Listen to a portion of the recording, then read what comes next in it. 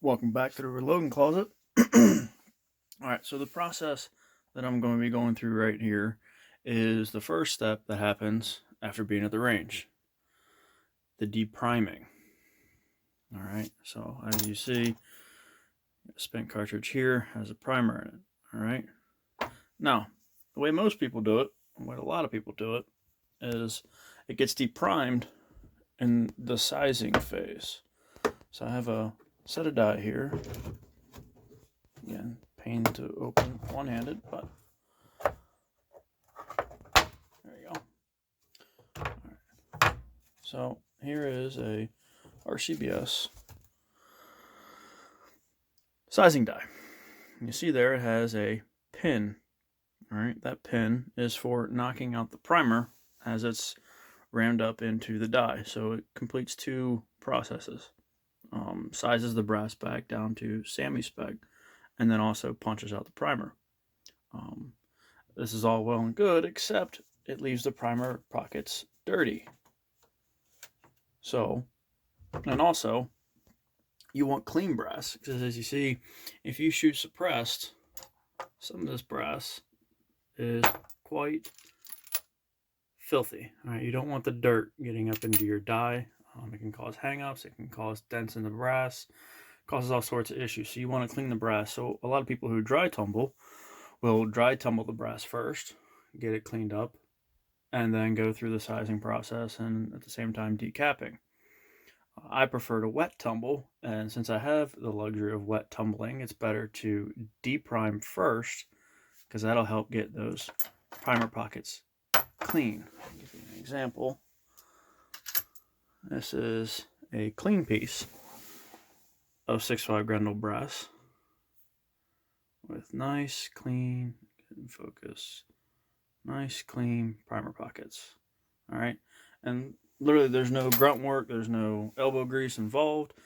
It's just throwing it in the wet tumbler, getting the mixture right, and going and setting it. And I'll go over that in the next video. So, how we deprime. So what I have here is a Lee Universal Deprimer. Get it out here. That's all it is. So it's nice and open, but it has that decapper pin. Trying to get in focus. Decapper pin. It just looks like a normal die. So take it and screw it into our press. Now, typically when you put a die in, you got to set your adjustment based off of your ram height, or whether it be a sizing die or a cedar die. There's different ways to adjust it. This one, just screw it in there, get nice and snug. It really doesn't matter. So long as you can, that pin can get to the bottom of the casing, you're good to go. So we'll start out with doing 6.5 Creedmoor. Number 3. You can see it. Let's edit that out. Doesn't matter. RCBS number 3, 465 Creedmoor. All right. And you'll see as I raise it up, pops out. Now, there is a fault in the design of this press, as I was talking about earlier, different presses and different features. It doesn't exactly eject the primers out the best. It's supposed to catch in this little tray and then drop down into here. As you can see, there is the decap primer. And then brass drop. I just drop the brass in the bucket and grab another shell casing. All right. And it takes a little bit of feel. You hit that where that primer, push through it, you hear the primer drop out. Knock it out. All right. And you just need to push it enough to where you hear that primer come out.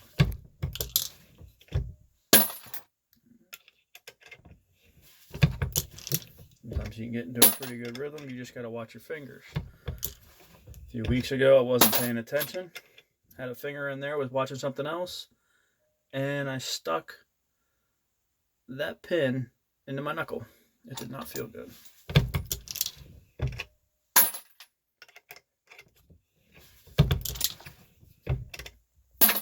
Done real quick. I think that was about 20 rounds is all I shot the last time I was at that range, at least with my Creedmoor. And you'll see here how dirty that primer pocket can get. I'm gonna try to get in focus. Oh, doesn't want. I'll get it with the other camera.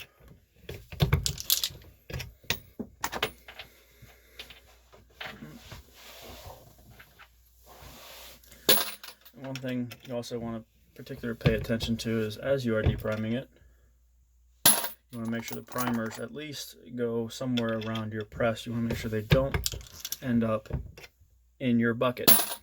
You do not want to tumble primers with the brass, because then you end up with weird looking brass. It kind of discolors it. It doesn't give that shiny brass color like you see on new brass.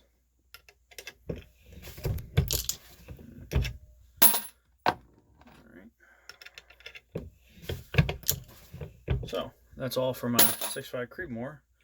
Next I have 6.5 Grendel. So I'll get my number 32 shell holder, which is for 6.5 Grendel.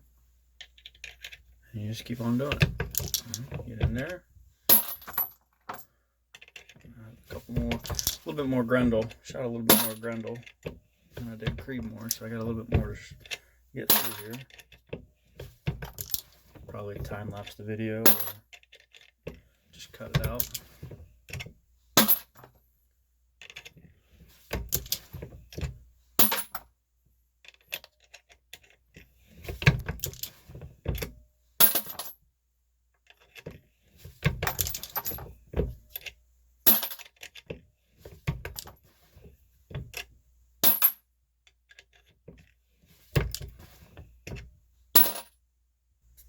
Okay, 6.5 Grendel done.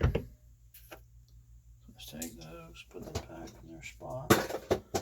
Alright, so now we're going to do 5.56 and 300 Blackout. Since it uses the same parent case, they both don't need to change out shell holder. So I had mentioned before about 300 Blackout and some of the primer pockets being crimped. So it's kind of tough to show it on the video because of the focus. So this is Lake City brass. It doesn't want to focus. It does have a crimp. So I'll show you a video. I'll give you a piece that doesn't have a crimp.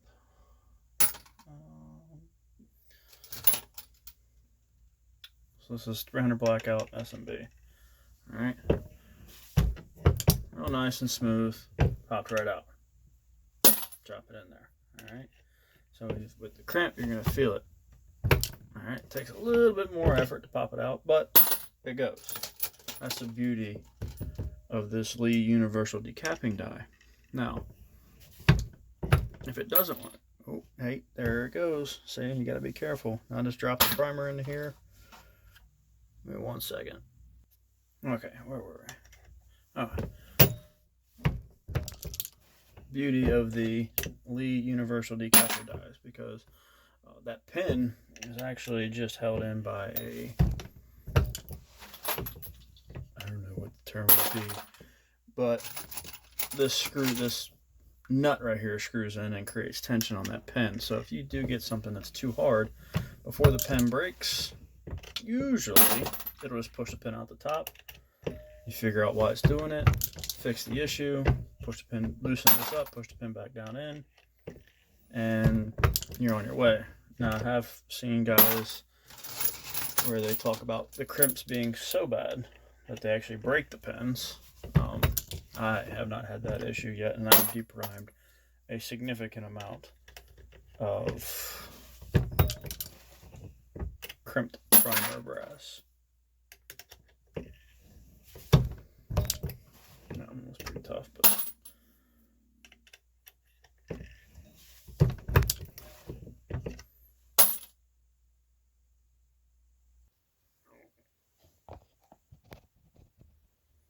as I'm going through the brass, all right, this was a range pickup.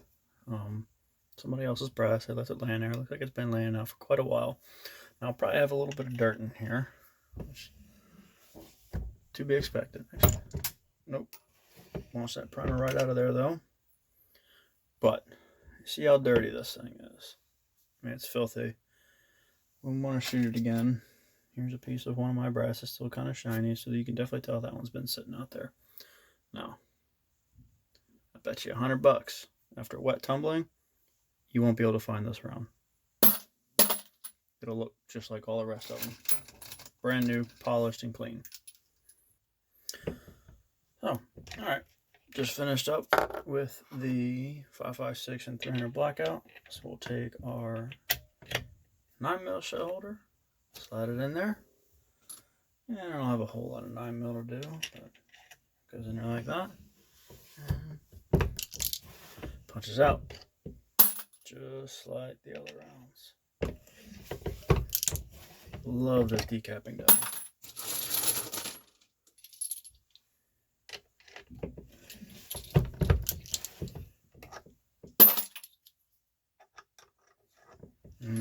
I see a bunch of people will make up some kind of arm or spring-loaded action that as you punch the primer out, it has a little kicks that casing off into the bucket. I haven't gotten that far yet. I don't do that much ammo. Usually anywhere from 100 to 200 rounds at a time, at least in one sitting.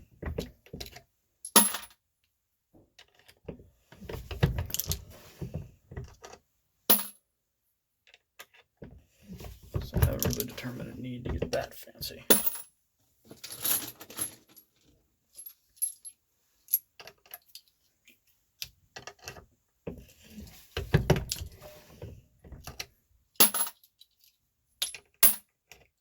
Well, that's not good. Every once in a while I'll drop one out of my hand into the bucket. It still has a primer in it.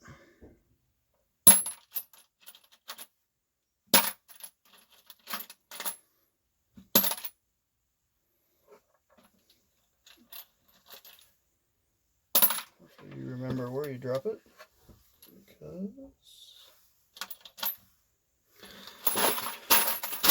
then it's usually pretty easy just to find it and pull it out. Not that it would matter tumbling with the primer in it. Like I said, you just won't get that primer pocket clean, and it just adds an extra step later. Not that this doesn't add an extra step, but at this point, I don't have to worry about my cleaning the primer pockets. It's going to get wet tumbled anyway, so might as well let it do the work.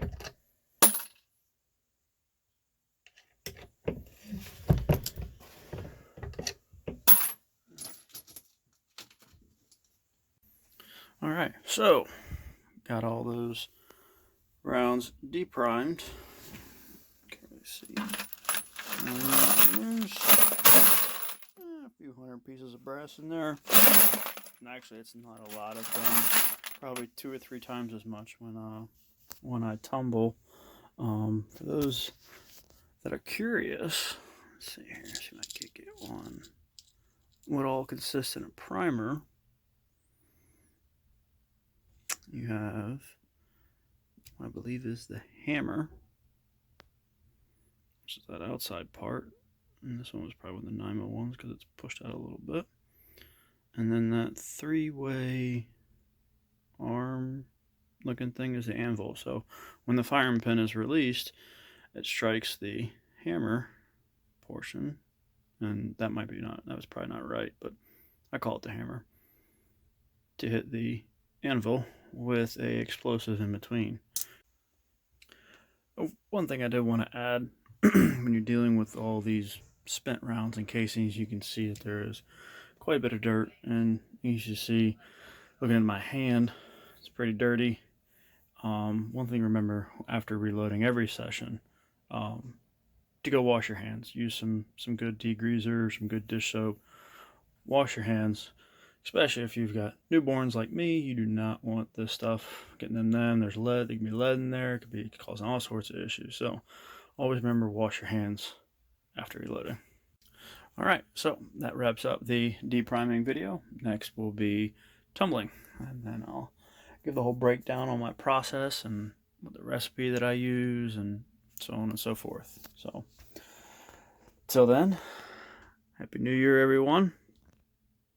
Best of luck in 2021.